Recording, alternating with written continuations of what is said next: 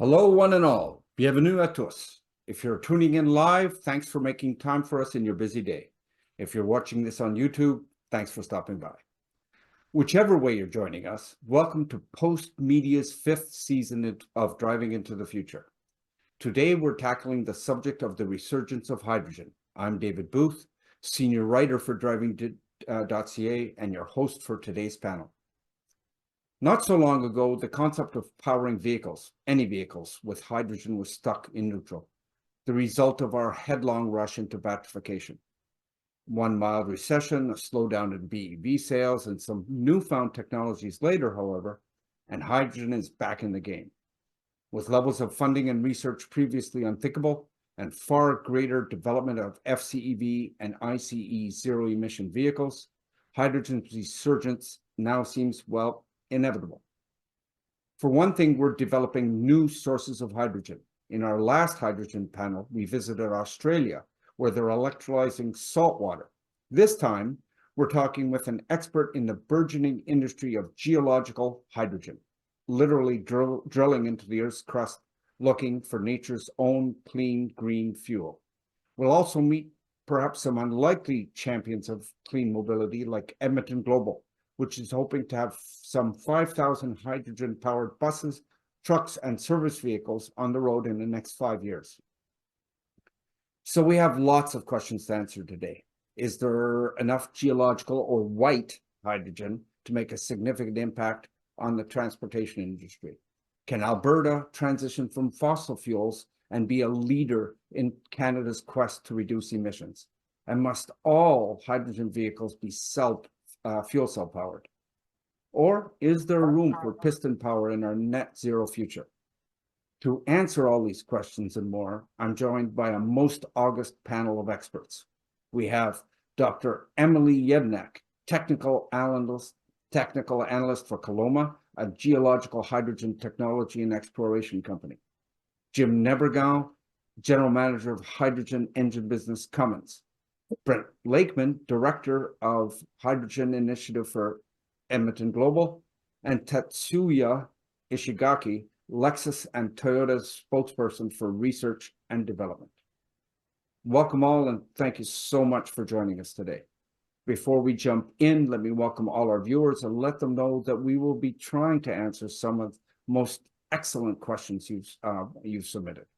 Also, I'd like to say that this dialogue is made possible with support from Toyota. Emily, I'm going to start with you because the title of your research paper absolutely captivates me. The Curious Case of Geological Hydrogen, Assessing Its Potential as a Near-Term Clean Energy Source. So what exactly is geological hydrogen? How is it formulated? And how is it that we're just now, hearing that the Earth produces natural hydrogen? Hey, David, thank you so much for inviting me. Yeah, great question. That's the first question that we get asked a lot when we're talking about geological, or natural hydrogen is another term that folks use to describe this type of hydrogen. Geologic hydrogen is kind of an umbrella term for basically hydrogen that's formed naturally in the Earth's crust. There are a variety of different processes that can form hydrogen naturally. One of the main ways that hydrogen is generated is actually water that reacts with iron-containing rocks in the Earth's crust. Iron is a very abundant mineral, and water is also very abundantly available in the crust, and so we anticipate that quite a lot of hydrogen is generated in this way. And, you asked the question, why haven't we heard about it since then?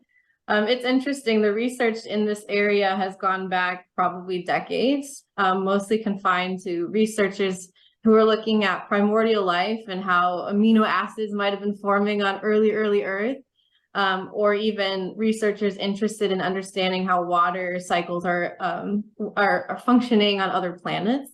But certainly not with the lens of generating energy or capturing this energy in any way. From the oil and gas perspective, a lot of folks on the call might be wondering, well, we've drilled millions of wells at this point looking for oil and natural gas. Why haven't we found hydrogen? And the simple matter is a number of things. The first is that when you're targeting oil and gas plays, you're typically looking in the wrong places for natural hydrogen or geologic hydrogen. The carbon in these systems would actually, even if hydrogen was being generated in these areas, the carbon would actually react with hydrogen, and therefore there wouldn't be any hydrogen. However, this isn't to say that we've never found hydrogen. There's been a number of sieves all over the world that have actually found hydrogen historically, 80–90% hydrogen in some places. But at the time when people were looking for oil and gas and were more interested in oil and gas, they viewed that as a negative result, that they didn't want hydrogen. There was no use for hydrogen at the time, so they abandoned those wells even when they did find hydrogen.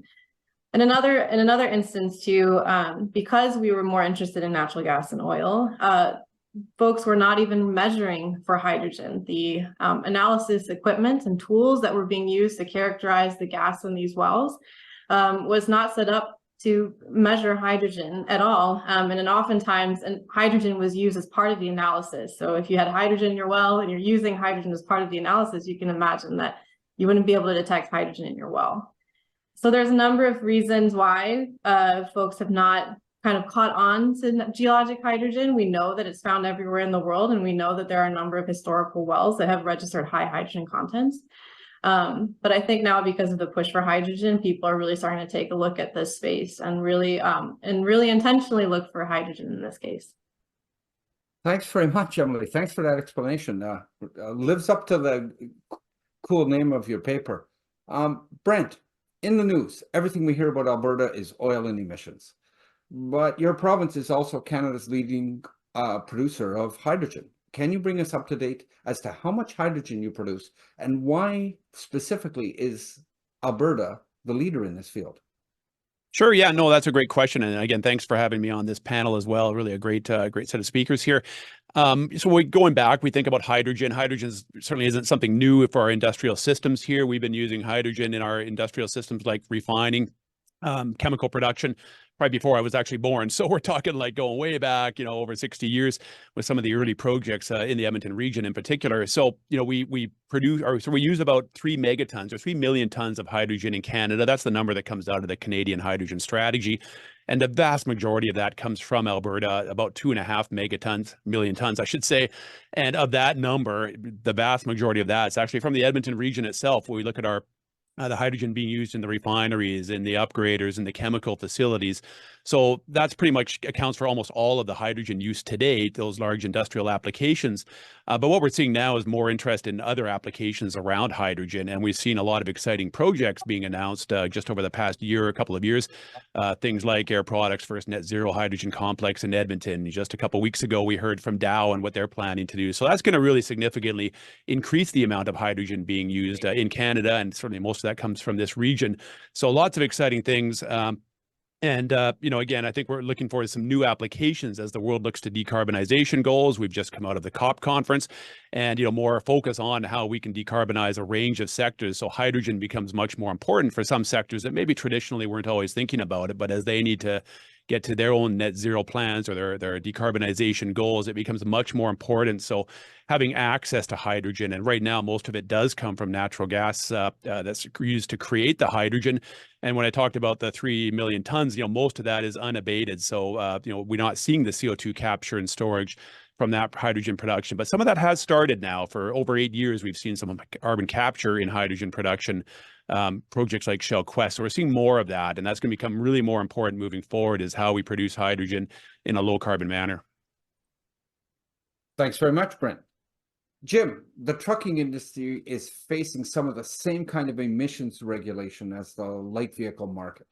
But Cummins has gone in a different direction than cars, looking to hydrogen instead of batteries to power the trucks of the future. So the question has to be, why hydrogen? What are the advantages that Cummins sees over battery power? And what do these advantages mean to the trucking industry in terms of productivity and shipping costs? Thanks, David. Thanks for having me. I'm really excited to be here and looking forward to today's session. So Cummins is investing in multiple decarbonization technologies for the commercial vehicle space. And this includes battery electric, fuel cells, and combustion engines that run on low carbon diesel, renewable natural gas, and hydrogen. And these combustion engines are part of our new fuel agnostic platform strategy. But the commercial vehicle market is a very challenging market to decarbonize. And we don't see that there's a single silver bullet powertrain solution. We'll need multiple solutions to truly decarbonize based on the diversity of applications. And so why hydrogen combustion? Well, commercial vehicles are tools. The way we look at it, they're tools, they're owned by small businesses. And these tools need to be cost effective, they need to be durable, and they need to get the job done. And so as we are testing different solutions with customers, they're seeing that the hydrogen combustion engine provides the most diesel-like solution for their business. It's a zero carbon solution, so that's really key. It's a zero carbon. There's no carbon in the fuel. And so it's a zero carbon solution that leverages known technology, the combustion engine. It provides diesel-like experience, power, torque, durability, cold weather operation, range, refill times. Plus, it doesn't change the fleet's operation. And additionally, the hydrogen combustion engine has the lowest initial cost. So when we package this together, the customers are really responding positively. And that can paint a positive story for productivity, no doubt.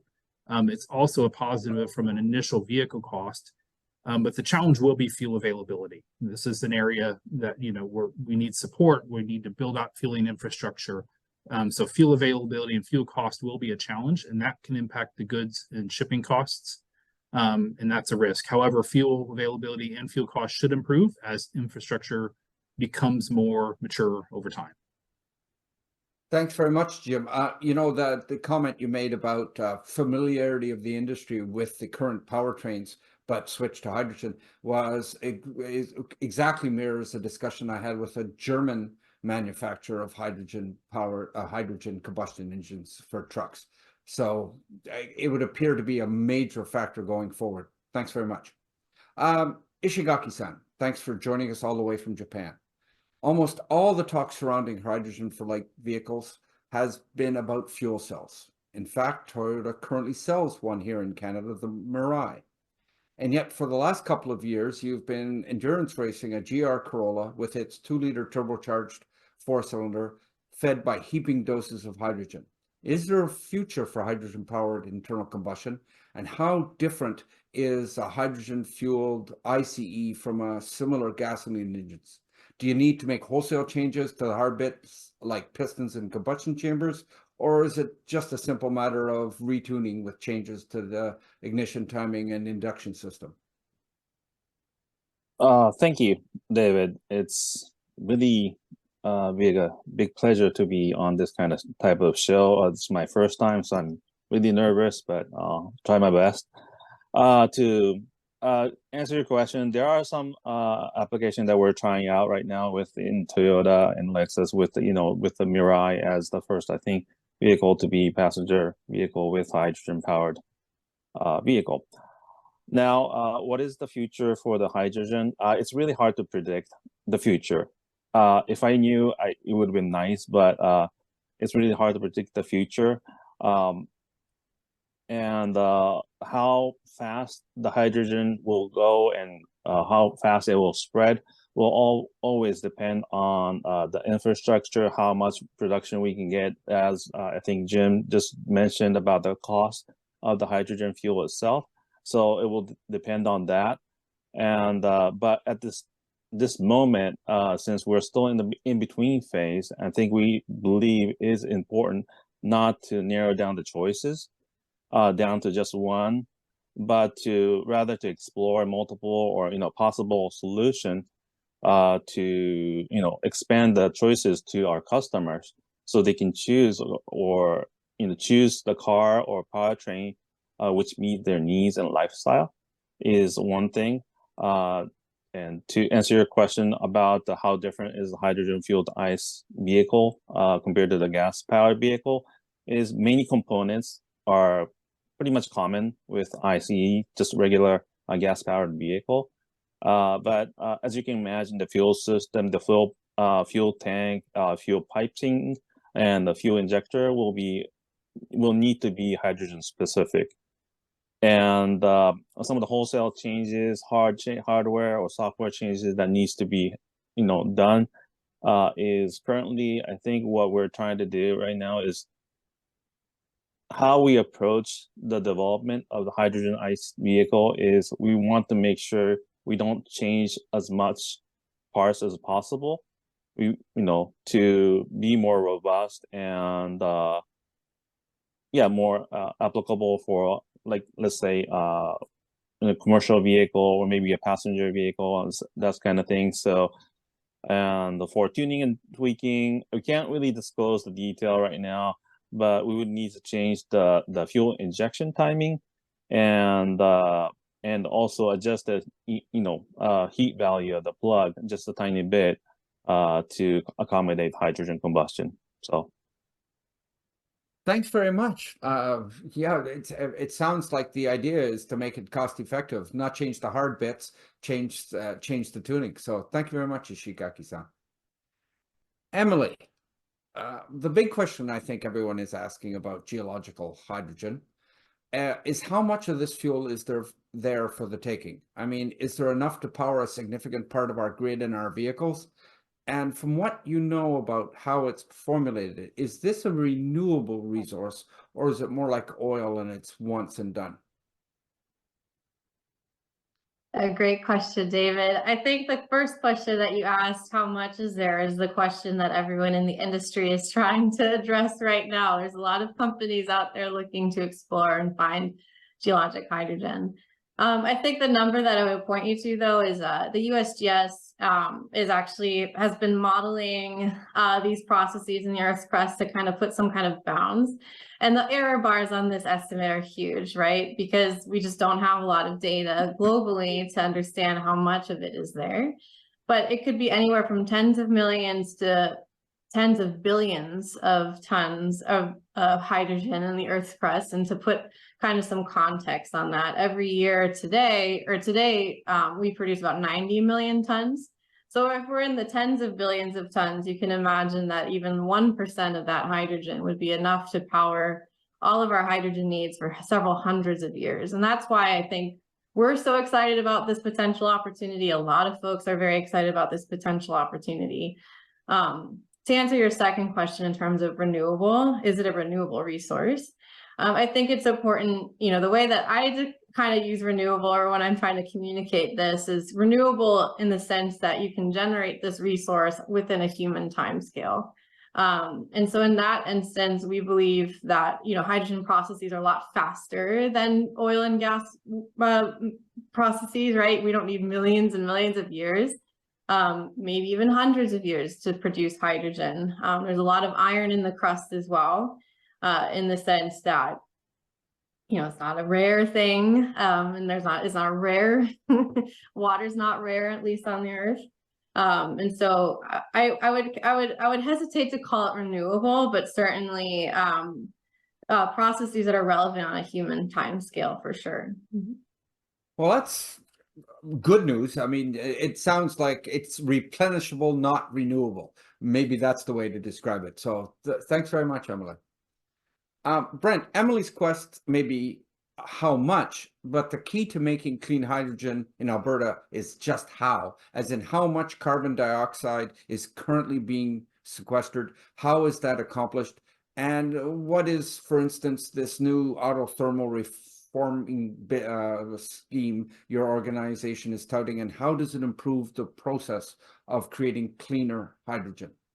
Sure. Yeah, no, that's a great question. And when we talk about carbon capture and storage, I know for some parts of the world, this seems like a bit of a new thing, but certainly for Alberta, for other parts of Canada, like Saskatchewan, we've been, working on carbon capture and storage for quite a long time. Some of the world leading projects really coming right out of this market. So we've been looking at who's been early movers in using carbon capture for hydrogen production. And you look at probably 3 of the 5 projects in the world, all really coming out of the Edmonton region, starting almost 8 years ago or more than 8 years ago with Shell Quest. So that was a major project. It was supported by governments, federal government and the Canadian government, to install carbon capture on a part of the hydrogen production process that Shell was using. And that's now been operating for, like I say, over 8 years, and it's been capturing over 1 million tons of CO2 per year for that 8 years. So it's really exceeding expectations. about how well it would do from the point of view of carbon storage. So that's been a real shining example, but there's other projects as well. We have the Alberta Carbon Trunk Line, and that's gathering CO2 from a couple other facilities, from Nutrien and from the Sturgeon Refinery up in our region as well. And again, very large amounts of CO2 being captured and put into that CO2 trunk line. And that CO2 trunk line is only about 10% being utilized. So there's much more capacity still. And I guess the point I want to make on carbon capture, though, is we're continuously improving this technology. So you mentioned autothermal reforming, or ATR is the term being used. Historically, most of the hydrogen being produced off our natural gas, and most of the hydrogen in the world really being produced by steam methane reforming. So that was the conventional technology for a long period of time. And that could capture CO2, but not necessarily to the highest percentage that we're now seeing with this new technology called autothermal reforming. So some of the newest projects are all making use of ATR. And the difference is you're now using a pure oxygen environment that allows you to capture a much higher degree of the CO2 from that process.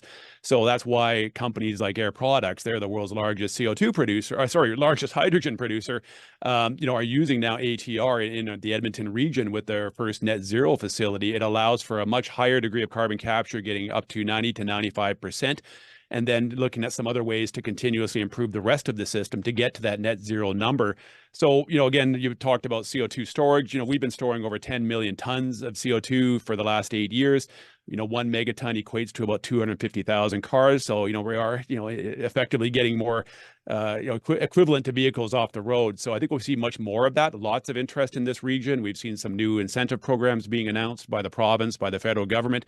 And that's really, I think, going to dramatically increase the activity we see, whether it's hydrogen or clean energy production more generally. And I think our region's well positioned for it with 6 CO2 hubs. So these are approved hubs that are going through the regulatory process that can, be a storage operator for any company that wants to come in and have its own clean energy project or some other industrial project and manage their CO2 emissions. We've got hundreds of years of CO2 storage potential in this region. Again, the rest of the world doesn't necessarily have that same geological endowment that we have, largely the Western Canadian Sedimentary Basin. So, that allows us to really be a secure operator of clean energy projects using CCUS for quite a few years into the future. That's actually good news. Let's hope that there's enough people listening to that so that they can spread it out here, because that's not the news we're used to hearing out here in Ontario. So Jim, my last question to you was, why hydrogen? Like Brent, I'm now moving to the how part of the equation. Cummins is to be commended for being all in with hydrogen. Your marketing and messaging promoting it as the fuel of the future is extremely impressive. But how are you going to refuel the trucks you hope to power with hydrogen? What can you, as an engine builder, do to ensure these zero emissions 18-wheelers of the future have the service points to make them feasible for long-haul trucking? How do you see the rollout progressing? Yeah, so it's a great question, because any new technology needs significant support from the industry. We're working closely with the industry on a number of areas, including fuel grade specifications, fueling standards to increase the rate of fill time for hydrogen for heavy-duty commercial engines. And we're also closely engaged in safety standards for the fuel tanks. We do work closely with the fuel providers, and we play a matchmaking role to connect interested customers and fleets with fuel providers to help increase the availability of fuel. And we see a lot of times that customers are exploring what's called behind the fence fueling. So it's, they're bringing fuel to their own facility behind the fence. So it's considered kind of private fueling, but they're looking at bringing in mobile fueling infrastructure so that they can go fast and early. They can use it in regional haul applications where the vehicles go out and come home every night, so they can control their own destiny as they're starting their decarbonization journey and waiting for public infrastructure to become available. We're also investing in selling electrolyzer technology. Electrolyzers can produce green hydrogen by connecting renewable electricity and water. And the technology essentially splits the water into hydrogen and oxygen, and you can use both. Depending, oxygen has certain purposes, but definitely store the hydrogen and use that as fuel. And with respect to service and support, one of the benefits of the hydrogen combustion engine is that it's a conventional powertrain with an engine and transmission. So that means there's a significant portion of the vehicle that's already well supported from a service and support infrastructure and how vehicles need to be maintained. But upgrades still are needed. Upgrades to the network are required for the various powertrain elements that involve hydrogen. So, for example, facility upgrades will be needed to bring hydrogen-powered vehicles indoors, and that's a hydrogen-powered engine or even a fuel cell. But to service these indoors, upgrades are required. And so the nice thing is that the upgrades are very similar to also natural gas engines and vehicles. You have to remove ignition sources from the lighting. You have to install gas detection, exhaust fans to circulate the air if a leak's detected. But again, the nice thing is for fleets and establishments that are invest in this technology, invest in the support, they can service both hydrogen-powered vehicles from engines or fuel cells, and it helps build that hydrogen future overall. Quick follow-up on that. What role does government play in all of this? I mean, you listed all the stuff you do. Good on you. Jim gets made God of all things transportation. What would be your wish list from the government to improve on getting more of this infrastructure out there? Okay. I mean, yeah, actually, I was thinking about it in two different ways. I mean, there's the government can support from an infrastructure perspective. You know, and we do see actually globally, there's a lot of, you know, government investment. It can come through tax incentives on production. So production offsets for producing, you know, fuel from low carbon, zero carbon sources. We're seeing infrastructure investments in hydrogen hubs, so creating regional production of fuel, offsets to vehicle prices, because these still are premium technologies over current vehicles. So those are different ways through tax incentives, purchase programs that governments can help, but also just even permitting and regulating, you know, making sure the process is smooth to open hydrogen stations and upgrade facilities. To a lot of times it's up to regional fire marshals and fire codes to what requirements are required for a facility. And so that just makes it slower, right? If you have to analyze and work with local as opposed to kind of regional standards for that. Also from a vehicles perspective, you know, we are seeing a lot of greenhouse gas reduction targets for vehicles. And so the engine at times can be confusing because, you know, so I think we'd like to see also continued regulatory support for H2 ICE as a zero carbon technology. When people think about combustion engines, groups associate combustion engines with fossil fuel and greenhouse gas. But there should be no confusion. A combustion engine can run on any combustible fuel, and that could be derived from non-fossil fuels like hydrogen, renewable sources, renewable natural gas, HVO, diesels. And so coming back to hydrogen, there's no carbon. It is a zero carbon solution that's the same benefit at a vehicle level as a battery electric or fuel cell. And so we have to be just thoughtful about regulatory in general to make sure that we're actually driving decarbonization and supporting the technologies that can deliver that. Thanks very much. Ishigaki, on the same topic of how to deliver, your latest hydrogen-powered endurance racer, again that GR Corolla, is fueled by liquid hydrogen. How does that differ from the current vehicles that see hydrogen stored on board in high-pressure gas tanks? And what are the advantages of liquid hydrogen over high-pressure gas? And just as importantly, what are the challenges and how can we overcome them? Hey, thank you. The biggest difference between the currently available high-pressure tank hydrogen versus the liquid stored is, of course, how we store is with high pressure, you just have to have a really nice container that can withstand the high pressure is the current technology. But when we go into liquid, the pressure is not the biggest issue. We have to store the hydrogen at minus 253 degrees Celsius. That's when it turns into liquid. So we need to make sure that the fuel tank has a really nice insulation is the one thing. The second thing that is different from the current technology is that we need to have a fuel pump now to deliver, transfer the liquid hydrogen into the piping. Now, the third item that we need to add is the evaporator to transfer the liquid form to the gaseous form so we can deliver over to the current engine that we're developing right now. So those are the three major components: tank and the pump and the evaporator are the biggest thing. The merit or the positive stuff about turning the fuel into the liquid form is, of course, the energy density. So we can store much more energy in same container. So we can extend the range out from one tank. Is the biggest merit that we can see from turning from gas to liquid form. And some of the technical difficulty with handling the liquid form of the hydrogen is, of course, from the of course we need to think about safety. Safety is the first, and we're trying to test that, and in really extreme condition, in the race condition.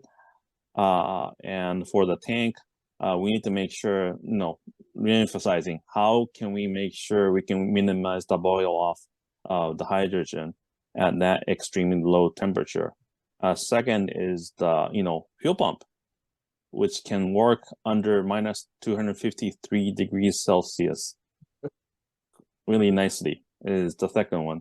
And third one is, how can we control the rate of evaporation in the evaporator? How can we control that in timely manner? Let's say if it was just continuously feeding the liquid form into the gaseous form, and that is being used by engine, that's fine.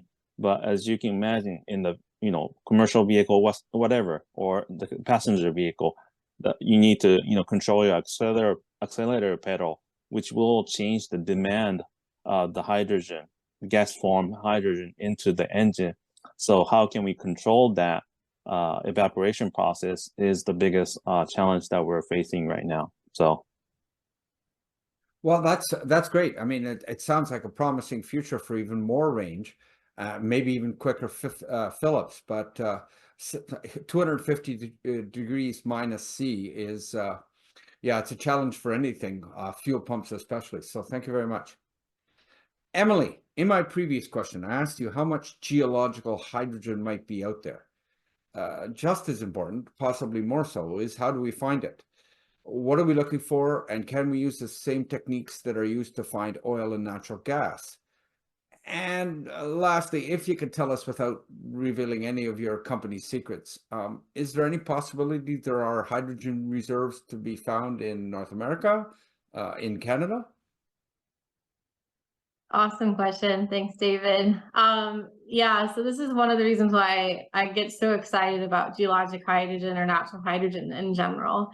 The process of finding it and tapping into these reservoirs, these naturally occurring reservoirs, is very amenable to skill sets that we've developed over 150 plus years in the oil and gas industry. The skills are directly transferable, in terms of a lot of people in the industry space kind of compare geologic hydrogen industry to the first oil and gas well in Titusville, Pennsylvania.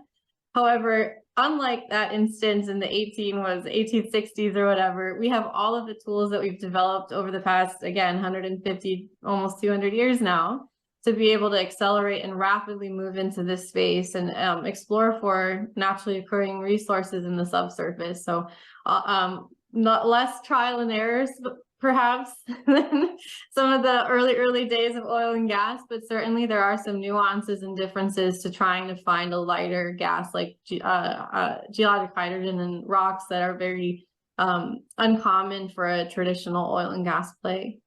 And then the second question that you asked was, can it be found in North America and Canada? So great question. Another reason why I get so excited about this space is that the rocks that are forming geologic hydrogen are ubiquitous and can be found all over the world. It's a reason why we've found hydrogen seeps everywhere. And the US and Canada is one of those areas as well. We have a lot of historical data to suggest that hydrogen is available in North America. And even your equivalent in Canada, the equivalent USGS for Canada, I think it's Canada Geologic Society, they're looking into it as well. And they're, I think they're going to be coming out with a report next year, is what they said at the 2 weeks ago at the Natural Hydrogen or Geologic Hydrogen International Conference. So I think that Canada is going to start seeing a lot of really awesome news as well. Well, we'll keep our fingers crossed. I think you mentioned something about lots of hydrogen. Our hydrogen is found where iron is found, and where I come from in northern Quebec, it's plentiful. So maybe there's an expanding business in my hometown. Jim, perhaps the most engaging part of Cummins research that I read was your contention that hydrogen-fueled internal combustion engines can be as efficient or even possibly more efficient than supposedly more sophisticated fuel cells. I got to admit that I thought that ICE's main attraction for hydrogen was expediency and cost. So can you explain how that works and how it benefits your trucks? Yeah, absolutely. Yep. So fundamentally, an internal combustion engine is most efficient at high loads, and fuel cells are most efficient at lower loads. I can go into more detail on that claim if the time allows, but before I get to that, so I'd point out that it's really a vehicle optimization discussion. When Cummins designs engines, no matter what fuel, we design it based on an application duty cycle, and we optimize the engine hardware, the combustion, the controls, to really maximize efficiency in the real world, how the user is going to use that vehicle on the routes, et cetera. So we pay a lot of attention to that optimization. And so the engine's sized and tuned to be efficient where it's used. We also pay special attention to gearing. We want to make sure that the gearing of the vehicle is allowing the engine to run at its sweet spot at that vehicle cruise point to, again, maximize efficiency. And today, we're achieving the same brake thermal efficiency, or BTE, with our hydrogen engines as we do with our diesel engines. And so we're at a very, very good place to start with. So very excited about that. Fuel cells, they also can have a very impressive peak efficiency when quoted as a BTE. And they can actually, you'll see a lot of literature where fuel cells actually have a higher quoted peak BTE than commercial engines. But that efficiency occurs at a lower power point. So kind of different apples, oranges, and so very high efficiency just at a lower point.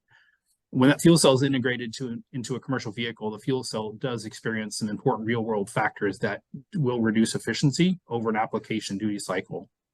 And so a fuel cell will overall, it does reduce because of contamination as it ages. So the catalytic plates do get poisoned from contaminants, and essentially the fuel cell reduces efficiency as it ages.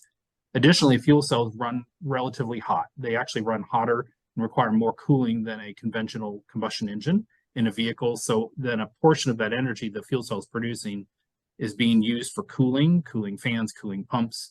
And so those parasitics will reduce the overall energy that can go to the wheels, ultimately reducing the real world efficiency. So overall, as we look at the two technologies, I'm confident that the hydrogen combustion will provide the end user with very competitive efficiency for the life of the vehicle. And I'm happy to dig into comments as well on the efficiency versus load if time permits. But then that's the kind of the short answer to that question. Okay, well, I'll let you follow up with this one then. It sounds like that when you're at light throttle loads, the FCEV is more efficient. At high throttle loads and hauling a lot of stuff, the piston power version is. So following up, because we cover all manner of drivings, you have an engine, I believe it's, correct me if I'm wrong, 6.7 liters, that also goes in some Ram heavy duty pickups. Would that be, do you think, a heavy enough load factor to make a hydrogen powered diesel sufficiently into its efficiency range that it would be feasible? I'm not asking you if Ram is actually doing this. I'm only asking you, does it make sense? So that's right. We do offer a 6.7 liter diesel engine to the Ram pickup today as a commercial, the high end of their, commercial vehicle or passenger car for commercial use. And we actually are developing a hydrogen version of that engine, and it'll be launched first in India in a commercial market. And so we all of the physics and efficiency principles apply. We expect it to be a very efficient 6.7 liter hydrogen engine, which could be easily applicable to any of the current applications. It produces the same power and torque, that overlap the diesel engine ratings well. So it would be a great fit. But yeah, I can't answer on the actual availability of that. And we're seeing this across all of our product lines. So we're working on a 6.7, a 10 liter and a 15 liter version of all of our engines. Thanks very much.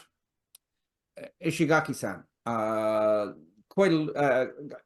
the kind of the same note, heavy BEV passenger vehicles, trucks and SUVs both, have some serious limitations. They're enormously heavy, and even with ginormous batteries, the electric versions have limited range when towing.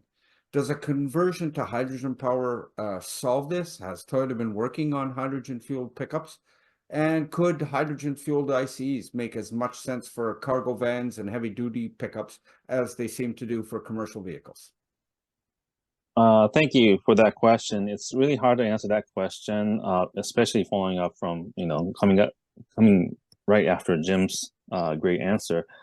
But it's really hard to say, if it makes really great sense. There's no one answer, because how non-commercial full-size pickup or the cargo vehicle use is more a variety. There's so much vast variety of usage of light throttle or heavy, load, and sometimes you tow, sometimes you don't tow. So depending on how the actual customer uses, there might be some merit to using still going with the BEV, or maybe with FCEV, or going with hydrogen ICE. So there's no one right answer, or answer to fit all the needs from the customer. And are we building a new hydrogen pickup? I can't really say on that, whether on that one. So and it's a merit to converting over to the hydrogen ICE is, as I said, it's really difficult to say. Of course, will depend on how the customer uses, and the use of the vehicle varies, especially when compared to a commercial vehicle. So thanks very much, Ishigaki-san. Okay, guys, we got about 8 minutes left, and I've got a whole bunch of viewer questions. I'm hoping to get through them all. Rapid fire, if you will. Daryl, a senior vice president, asks a question we're all wondering about. What is the biggest hurdle to hydrogen adoption? Safety, infrastructure, or maybe awareness? Brent, you're in the hydrogen business from top to bottom. What do you see as the biggest challenge? Yeah, I think it's still the economic case for it. So, we've been working closely with some of our key partner organizations. We have the Edmonton Region Hydrogen Hub, the Alberta Motor Transport Association, really beginning to get their membership to better understand, what are the benefits or the trade-offs around hydrogen vehicles. But when we have our workshops with all the stakeholders across the value chain, the key comment is still, we need a better economic environment for it, whether it's the cost of the vehicles, the fuel cell vehicles is still very expensive. I know the combustion vehicles are coming out down the road. There's some dual fuel options we're very excited about in the Edmonton region right now. But also the cost of the fuel itself as well. That it's still expensive compared to the alternative, which is just using your diesel fuel. But I guess we have to go back to, we're doing this because of climate change purposes. So if that's the goal, we need to have an economic structure in place that really can facilitate this transition, and at a scale that can make a difference in the next 5 to 10 years. It's not something we want to wait around for 40 years to get it right. We got to get moving quickly. So what can we do with government support for those types of incentives? I think that's the biggest barrier that we've been hearing. Thanks very much, which actually dovetails into the second viewer question. And this one's for you, Jim. Dave, an engineer, would like to better understand the overall cost comparison between a traditional gas or diesel, EV, and then a hydrogen powered ICE, considering the materials to make the whole vehicle as well.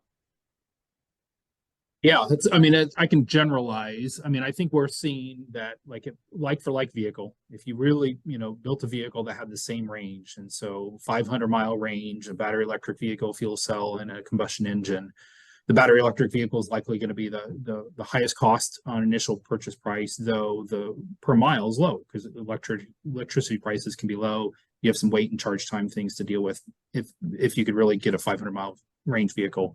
Fuel cells spec'd at a 500-mile range will be next most expensive.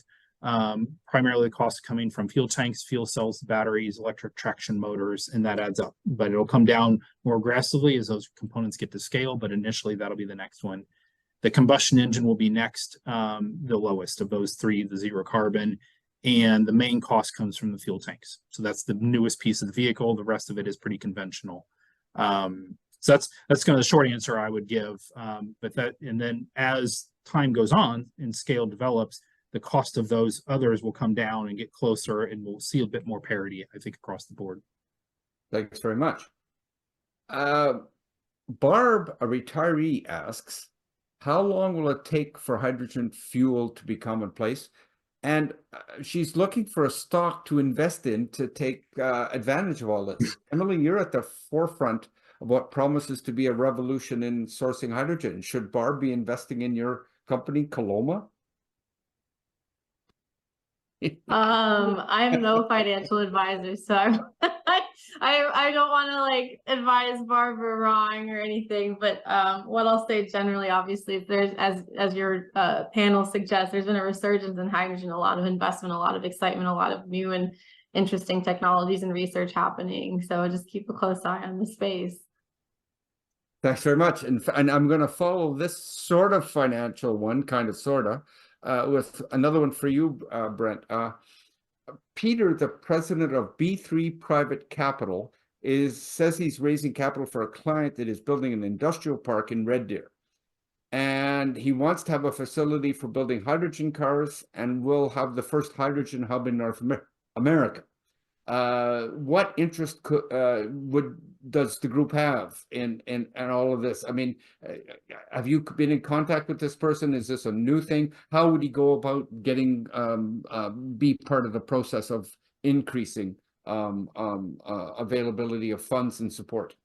Sure. Yeah, I mean, maybe I should just start Edmonton Global. We represent the Edmonton metropolitan region, so that's 14 municipalities that have come together around economic development activities. So Red Deer is not quite in our portfolio, but the point is we're going to see corridors in the future. So we do have an Edmonton hydrogen hub. Calgary's moving ahead. Red Deer is right in the middle of that. So it's in a very strategic location. So as we look at the rollout of hydrogen infrastructure, and the previous question talked about when will we start to see that, and we are starting to see that. You know, we're going from some early mobile refueling options to some permanent stations over the next couple of years. So it's going to start to move ahead pretty aggressively. And I'm sure Red Deer has a space in that game. But I think you're also talking about some value add opportunities, and we're really excited by that as well, because being somewhat an early mover in hydrogen use applications in transportation, yep, California is doing some work, but beyond that, we're doing a lot of leadership activities here in Alberta that maybe you can start to attract, companies that do want to, work on the assembly of those vehicles right here in this region. So it really supports the diversification angle. Again, some early mover advantages. So I think those are areas that I think we're all very excited to hear about. I've got about 30 seconds of questions left, and I'm going to go back to you, Jim. Wesley, another retiree, asks how long before hydrogen replaces diesel as the predominant fuel for the trucking industry. I'm putting you on the spot. Give us a timeline. Man, I wish I knew the answer to that question. I would say, I think what you've heard is diversity. That's really important. I think we're going to see diversity is going to win. There won't be a dominant fuel. Like if I think about today, if I kind of group a market, 98%, 97% of the market is commercial vehicle market, kind of heavy duty Class 8 is diesel.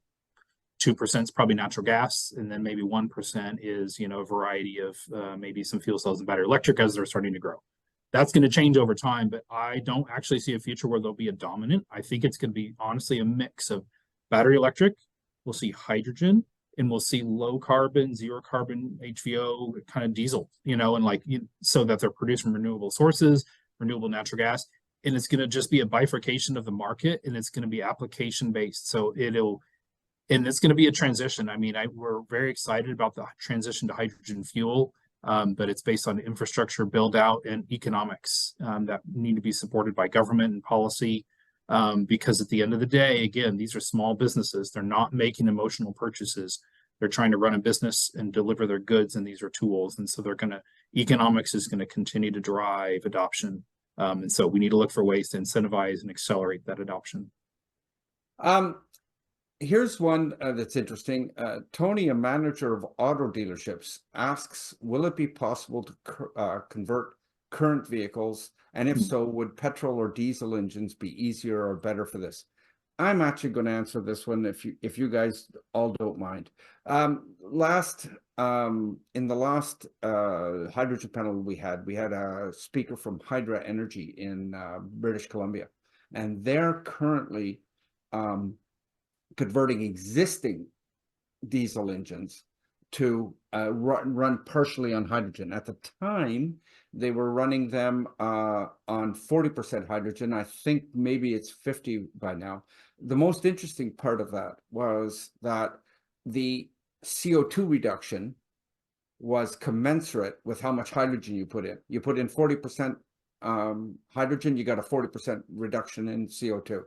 The other interesting thing is that other than the hydrogen fuel tanks that you spoke about, Jim, they were really not a huge conversion factor. In fact, what they did is they basically plumbed a line of gaseous hydrogen running straight into the intake manifold, bypassed the entire injection system, and just had a computer monitoring it. And in fact, you could have taken it off and returned it to 100% diesel. So it was pretty minimal. And the last thing that he mentioned, the question mentions, is did they ever do this with gasoline engines? And in fact, they did Hydra did the exact same thing with a taxi fleet. There just wasn't as much interest in it, and hydrogen doesn't have nearly the impact in terms of power and usage that compared to BEVs that your heavy duty long haul network does. So they gave up on converting gasoline cars and moved on to diesel powered trucks, but the same technology and the same success ratio. Okay, a couple more. Dimitri, the president of a design company, asks, what will be the big challengers of hydrogen powered vehicles and the challenges? And can this energy be coupled successfully with another, such as hybrid, to be competitive? Ishigaki-san, Toyota builds the most hybrids in the whole world. Is there anything stopping a hydrogen engine to be combined with a standard hybrid technology? Well, thank you. I think that's one of the solutions that we could look into. There's no specific project that's under we're studying. There are many possibilities. But first, I think we need to get a handle of ICE hydrogen vehicle first. Then we can combine it together with hybrid. If that answers your question. Yes, thank you very much. Jim, I'm going to go back to you. And this one, the only thing I can say is, wow. I don't know whether this one involves any trade secrets, but Alan, an electrification consultant from BC, asks a very specific question. How much rechargeable energy storage system, the RESS, and I'm assuming he's talking about the backup battery here, power and capacity is necessary to be used as an energy buffer on one of your Class 8 trucks powered by a hydrogen fuel cell powertrain? I don't know if you know this one. Is there a formula for the percentage of peak power required compared to how much the fuel cell can generate? Can you address this? Because I think it's something that is creates the difference between fuel cells and hydrogen ICEs. Yeah, so I mean, I think what we're getting at here is, if you think about a overall powertrain for a fuel cell, it's actually a hybrid. It's an electric vehicle. I'll start there. It's actually an electric vehicle with a fuel cell as the generator creating the power to charge batteries. And it's really a sizing exercise. What's the size of your battery system versus your fuel cell? And you want to, it's an efficiency optimization because your batteries in general kind of driving the wheels and you keep it charged with the fuel cell. I don't have a good answer, like if there is a rule of thumb, and I think that probably the industry is trying to think about that. Applications will have different probably solutions, and manufacturers may even with battery chemistry that's required for this, as well as kind of how do you optimize that system. So don't have a straightforward answer on how much should be required, but it's, you know, there's the efficiency, and then also thinking about the vehicle itself. You have to fit the equipment, packaging, cooling. It's a very complex equation to how to optimize that system to balance all of those factors, efficiency being one, but cost, et cetera. And there's a lot of other factors there. Thanks very much, Jim. Ishigaki-san, last question for you. Another engineer named Roy from Ontario asks the question that a lot of people ask: how safe are hydrogen fuel vehicles? Oh my God, that's a very difficult question to answer. Well, I don't really have a great answer. How we develop all the vehicles, especially whenever we deliver into the market, of course, it will be safe. The aim is to make it safe as possible compared to the other vehicle. And that's, I think, one of the a key thing that we're trying to do is we're actually trying to do those kind of, you know, testing in the very extreme condition under race endurance test, or like 24-hour endurance race test to, you know, test out all those safety factors, including, you know, performance and everything. So I guess that's the best answer I can give you right now. It sounds like you're saying that the standard old dictum that racing improves the breed, and because it's the hardest possible development, what works in racing will probably help our production vehicles. I can add a little bit if you'd like. Oh, please. Yeah, I mean, I would say also we're drawing, as an industry, we're drawing from our experiences also with natural gas. Natural gas vehicle, it's storing gaseous fuel on the vehicle in carbon fiber tanks. And it's the same technology, carbon fiber technology is just at a higher storage pressure. And so a lot of the industry standards with respect to safety, the safety tests, the protocols, the governing bodies, they're using this as the same. So we're expecting to rely on that experience, and also to roll out hydrogen in a similar way. And again, we've had natural gas vehicles, commercial vehicles on the road for 20 years. So I think there's a lot of knowledge and that'll transfer. And if we do get a leak, even you know, a small leak out of hydrogen, it's lighter than air, so it's just going to float away and disperse. So it shouldn't be a huge safety issue, correct? Jim? Yeah, I mean, similar to natural gas. I mean, yeah, it does disperse, you know, and it is lighter than air. Yeah. Thank you very much. Okay, that's all we have time for today, folks. First, I'd like to thank all the audience members who wrote in those questions today. They were fantastic, frankly. And I'll be trying to answer more of them in the future, in future columns, because there's another 50 questions I left out. And of course, I'd like to thank my most excellent panel of guests: Emily Yedinak of Koloma, Jim Nebergall of Cummins, Brent Lakeman of Edmonton Global, and Tatsuya Ishigaki of Toyota and Lexus. Sorry about that, Ishigaki-san.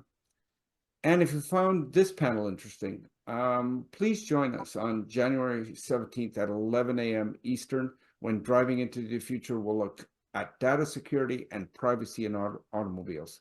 Thanks to everyone, and have a good day. And I should mention, this dialogue is made possible with the support of Toyota. Thanks very much, and look forward to seeing you again soon.